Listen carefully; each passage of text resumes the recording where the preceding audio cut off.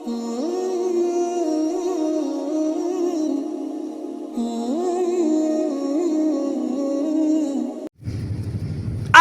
আলাইকুম ওয়া রাহমাতুল্লাহি ওয়া বারাকাতুহু।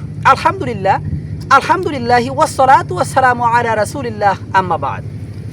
আজকে আপনাদের সামনে উপস্থিত হয়েছি গুরুত্বপূর্ণ কয়েকটি কথা বলার জন্য। তো কথার টপিকটা হচ্ছে, আমরা সবাই জানি যে আল্লাহ উত্তম পরিকল্পনাকারী।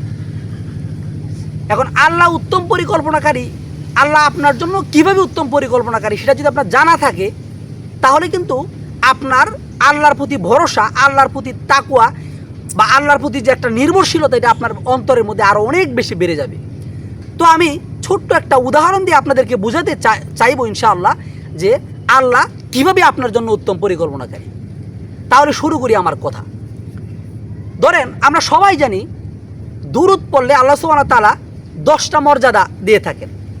তো প্রথমত হচ্ছে যে আল্লাহ তাআলা 10টা গুনাহ মাফ করে দেন, তারপরে 10টা বরকত দেন, হ্যাঁ, 10টা নেকি তার আমল নামে লিখে দেন, 10টা মর্যাদা দেন। এরকম 10টা নেকির কথা আছে, আপনারা হয়তো অনেকে জানেন। তো এই বিষয়ে অন্য একদিন আমি বলবো। তো আমি যে মূল বিষয়টা সেটা হচ্ছে, তো আমরা সবাই জানি দুরূদ পড়লে আল্লাহ সুবহানাহু ওয়া তাআলা বান্দার মুসিবত তাৎক্ষণিক দূর করে দেন যদি সে বেশি বেশি দুরূদ পড়ে। এখন ধরেন, আপনি একজন স্টুডেন্ট, আপনি যাবেন ঢাকা ভার্সিটিতে ভর্তি পরীক্ষা দিতে। তো ভর্তি পরীক্ষা দিবেন, সকাল 10টায় পরীক্ষা। আপনি সকাল 6টার দিকে ঘর থেকে বের হয়েছেন, বের হয়ে গাজীপুর বাস স্টেশনে গিয়ে দাঁড়িয়ে আছেন। আপনি ঢাকা যাবেন, ঢাকা বিশ্ববিদ্যালয়ে আপনার ভর্তি পরীক্ষা আছে, আপনি ধরে নেন। তো আপনি ওইখানে গিয়ে দাঁড়িয়ে আছেন। তো আপনি দাঁড়িয়ে আছেন একটা বাসের জন্য, বাস আসলে আপনি পরীক্ষা দিতে যাবেন। এখন ধরেন, আপনি এই যে দাঁড়িয়ে রইলেন, বাস তো আর আসতেছে না। তো আপনি মনে মনে চিন্তা করলেন যে বাস যেহেতু আসতেছে না, আমি দুরূদ পড়ি। অবশ্যই দুরূদ পড়লে তো এরকম হাদিস আছে যে বেশি বেশি দুরূদ পড়লে আল্লাহ তাআলা তাৎক্ষণিক বিপদ আপদ দূর করে দেয়। হ্যাঁ, আল্লাহ তাআলা সহযোগিতা করেন, বিভিন্নভাবে সহযোগিতা করেন, আল্লাহ দয়া করেন। তো আপনি দুরূদ পড়া শুরু করলেন, দুরূদ ইব্রাহিম পড়া শুরু করলেন, বা অন্য যে কোনো দুরূদ আপনার যেটা মুখস্থ আছে আপনি পড়া শুরু করে দিলেন। তো আপনি দুরূদ পড়তে পড়তে পড়তে পড়তে দুরূদ পড়তে পড়তে ঘড়ির দিকে তাকিয়ে দেখেন 10টা বাজে, আপনি কিন্তু পরীক্ষার কেন্দ্রে যেতে পারলেন না।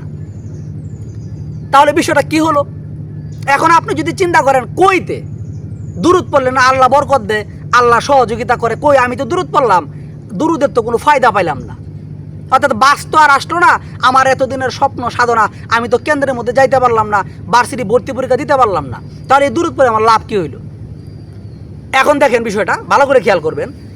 আপনি যে দুরূদ পড়েছেন, আল্লাহ যে আপনার জন্য উত্তম পরিকল্পনাকারী, আল্লাহ আপনার জন্য উত্তম পরিকল্পনাকারী এজন্যই দুরূদ পড়ার বরকতে, দুরূদ পড়ার কারণে আল্লাহ আপনার প্রতি দয়া করে বাসটা আপনার কাছে নিয়ে আসে নাই, আপনাকে ওই বাসে করে পরীক্ষার কেন্দ্রে নিয়ে যায় নাই।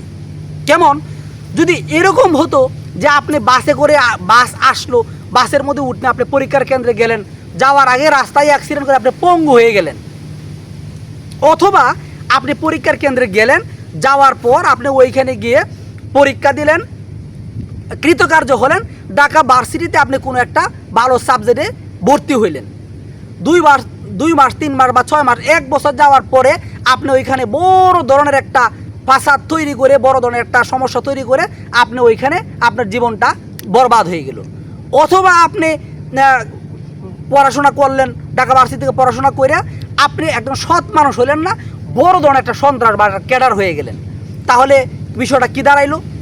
আপনি কিন্তু স্বপ্ন, আপনি ঢাকা ভার্সিটিতে যাইবেন, ভর্তি পরীক্ষা দিবেন, ঢাকা ভার্সিটিতে চান্স পাইবেন, চান্স পেয়ে আপনি ভালো কোনো প্রতিষ্ঠিত একটা অবস্থানে যাইবেন। কিন্তু আল্লাহ সুবহানাহু ওয়া তাআলা আপনাকে এগুলো করতে দিল না এই দুরূদ পড়ার বরকতে। আল্লাহ তাআলা আপনার কল্যাণ চায়, আল্লাহ সুবহানাহু ওয়া তাআলা আপনার অকল্যাণ চায় না। আল্লাহ রাব্বুল আলামিন তার বান্দার অমঙ্গল কখনো চায় না। এজন্য আপনার যেন কল্যাণ হয়, আপনার যেন ভবিষ্যৎ জীবনে কোনো ধরনের কোনো ফাসাদ বিশৃঙ্খলা আপনার জীবন যেন নষ্ট না হয়, এজন্যই আল্লাহ আপনাকে দিয়ে দুরূদ পড়িয়েছেন। দুরূদের বরকতে আপনার কাছে বাস আসে নাই, আপনি ঢাকা পরীক্ষার কেন্দ্রে যাইতে পারেন নাই। আল্লাহ তাআলা বিভিন্ন পরবর্তী বিভিন্ন ধরনের ফাসাদ বিশৃঙ্খলা আপনার জীবনের হেস্তনেস্ত থেকে এই দুরূদ পড়ার কারণে আল্লাহ তাআলা আপনাকে দয়া করে ওই পরীক্ষার কেন্দ্র থেকে বিরত রেখেছেন। এখন বুঝতে পেরেছেন বিষয়টা? এজন্য এটা মনে রাখবেন, আল্লাহ তাআলা প্রত্যেকটা ক্ষেত্রে, প্রতিটা অবস্থায় আপনার জন্য উত্তম পরিকল্পনাকারী।